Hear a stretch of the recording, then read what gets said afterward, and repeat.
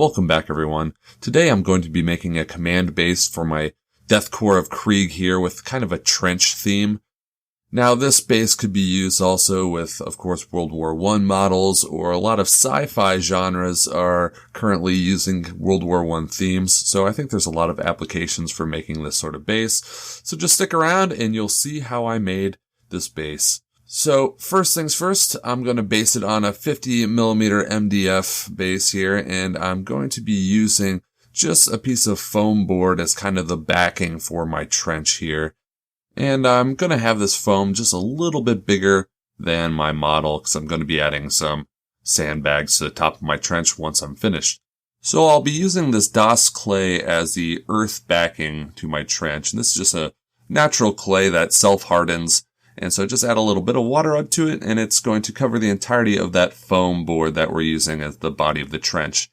So the idea behind this command base is on one side, you're going to have just your commander standing looking super impressive. And then on the back side, we're going to have a really dark scene. So what I'm going to do is I'm going to cut this Krieg figure in half, and I'm going to embed him into the clay. So the idea being that this trench was built upon kind of the bodies of fallen soldiers that had previously fought.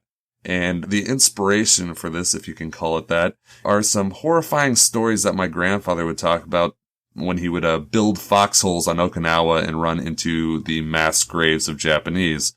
So, yeah, that's where I got this idea.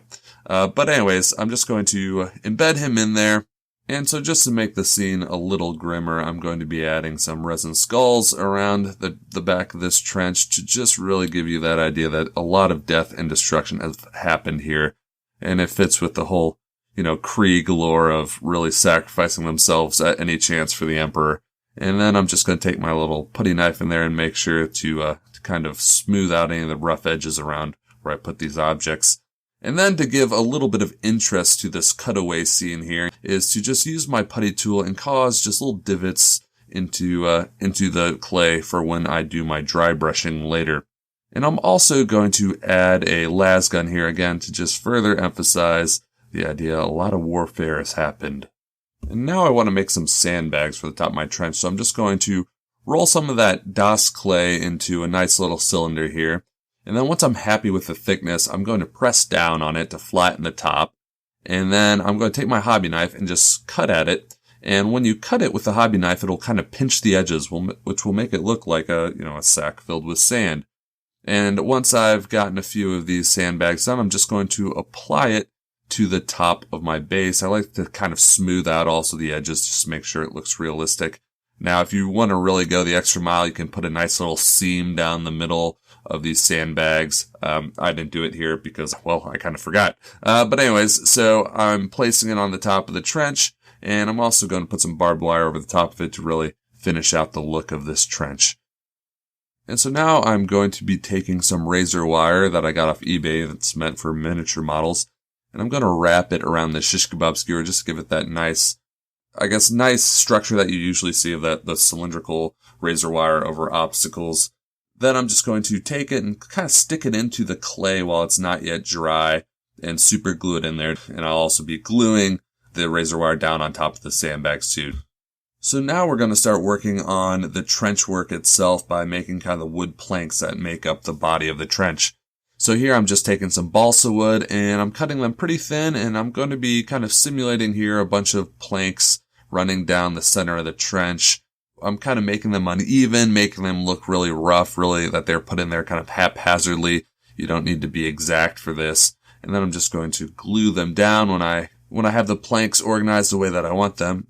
And then we're going to make also the backing of the trench here, doing the same thing, just cutting out some balsa wood, gluing it down. I'm going to leave a little bit of a gap in between the planks so that you can still see kind of the earth seeping through the back of the trench. And I'm also making, some kind of support beams here. And really, I'm just playing around till I get something that I think looks good, looks authentic.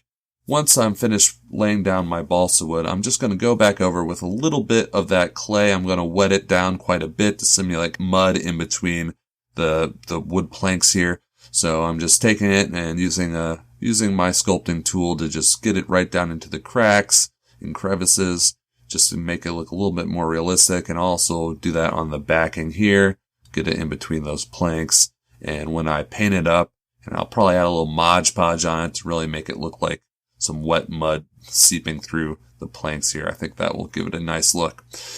And once I'm done putting that mud in between the planks, I'm just going to go over all the wood with my hobby knife here to kind of make it look like frayed old planks. Give there somewhere for the brown wash we're going to put on it later to seep through. So I'm just taking a metal shish kebab here and I'm poking a hole through the middle of the sandbag and kind of feathering out the edges to make it look like, the bullet penetrated through this sandbag here. And then I'm going to base coat it. So my base coat is just going to be some Vallejo black primer, which I'm using here with an airbrush.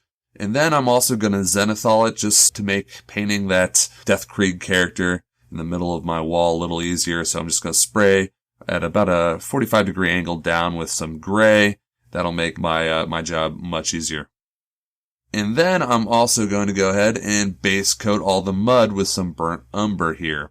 And I watered it down quite a bit to also take advantage of the zenithal highlighting I did when I base coated it so that, in some areas it will be darker, in others it will be lighter just due to the nature of the base coat. So I make sure I get all the mud into all those crevices and creases, and then I will start base coating all the wood. And I'm base coating the wood here. It's going to be a lighter wood, so I'm using brown sand by Vallejo here. And I want it to contrast with the dark mud, so we're going kind of like with a pine look. And I always like to use this brown sand when simulating pine.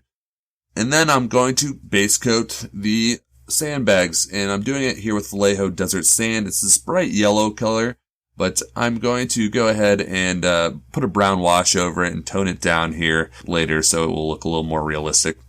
And now we are base coating all the skulls here with Bone White by Vallejo. And I'm also base coating the gas mask of my dead Kriegman here also with this color, as well as his gloves just to match my army. And then I'm going to put a wash down on the gun and the Kriegsman here to help me with the highlights. And then we will highlight the skulls with some ivory, just hitting the tops and the areas that will be receiving the most light here. And then I'm also going to take that same ivory and highlight the gas mask on this dead Krieg and also his fingertips. Give a nice realistic look to him. And now I'm just going to edge highlight my Krieg here with some gray just around his helmet and around the trim of his coat and sleeves, just again to have a little bit more contrast to catch your eye when you're looking down at him. And now I'm just painting in some of the metallic imperial symbols that are on the gun and the helmet. And that'll basically be it. We're just doing a really rough, quick and easy paint job for that dead Krieg. You're not going to be spending too much time staring at him. And so now we're just going to completely cover the entirety of this base with some Agrax Earthshade by Citadel or GW. I'm going over everything with this. The sandbags, the wood, even my dead Krieg guy down there, the skulls, everything's getting hit with this Agrax Earthshade. And, it's one of my favorite washes to use. It really gives it a really good look. And don't worry too much about the sandbags. Yeah, they're going to have a little bit of that coffee staining, but it will actually look pretty good. And we're going to dry brush over it in a little bit. So I'm also going to be adding a GW technical paint, Typhus Corrosion to the barbed wire here to make it look like it's really old and rusted barbed wire that's been around for ages. I really love this stuff. It really gives a nice look. All right, and then we're going to start with our dry brushing, our highlighting. So first we're going to dry brush our mud here with Vallejo Beastie Brown. I really like this color much better than all the Vallejo Earth colors because it has a little bit of red in there. I think it gives a really nice muddy look to your browns. And then I'm going to highlight all the wood. And so I'm going to go over my brown sand with Iraqi sand by Vallejo, and that gives a nice light pine color. So I'm making sure that most of the paint is off my brush, doing a really fine highlight over the top of the wood. And since we went over the balsa wood with our hobby knife, you're only catching the really tops of the balsa wood with this color. You're leaving really two tones of color beneath it, the brown sand and even the Agrax earth shade that got washed into the really deep recesses. But just to dampen it down a little bit, I do go down with a heavily watered down Agrax earth shade afterwards just to bring down some of the really light parts of the wood. But again, it's mostly water with just a little bit of the Agrax earth shade in it. So now we're going to dry brush back over our sandbags with that desert sand. And I'm really focusing on those edges, the rounded edges of the sandbag that would be catching the most light. And I'm keeping that really dirty, muddy color that was created when we washed the sandbags at the bottom. And I'll even go back over it after I've dry brushed it with a kind of a fine edge highlight of the sides of the sandbag. So you'll get kind of a nice transition color between where the sandbags are sitting on top of each other and the tops of the sandbag. And then we're going to finish up our barbed wire here by adding a little bit of rust onto it. This is Rizza Rust, another technical color by GW. It really looks great in combination with the Typhus Corrosion.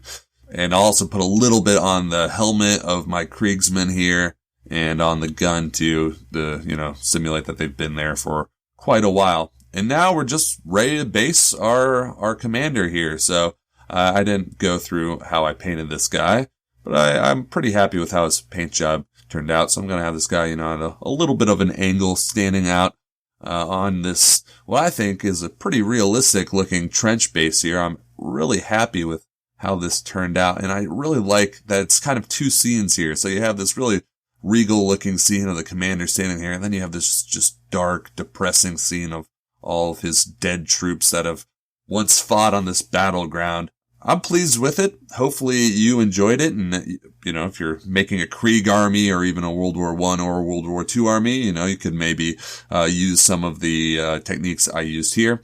Anyways, if you liked this video, please do subscribe, hit that like button, and I will be back soon with a ton of new videos.